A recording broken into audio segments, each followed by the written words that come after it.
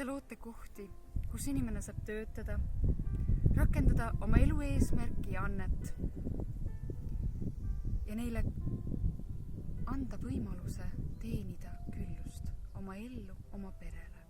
Ja seega on minu suureks südame sooviks teid aidata, kui te kohtate raskusi oma ettevõtja teel.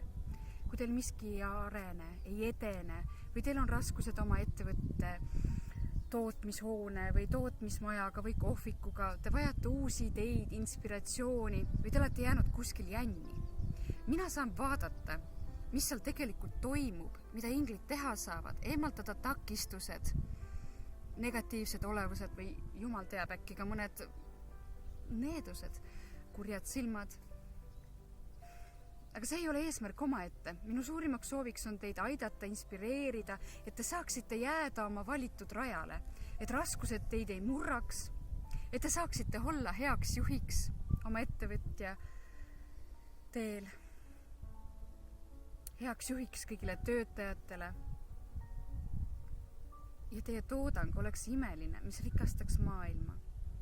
Et te saaksite anda seda, et teil lihtsalt tuleks tagasi see sära, mida te tundsite alguses, kui te seda ettevõtet lõite.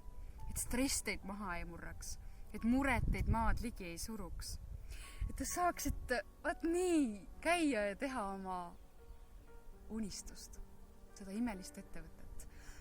Just seda ma soovin aidata, teile toeks olla, nõu anda ja igasuguste küsimuste puhul, mis tekivad, minu poole saate pöörduda.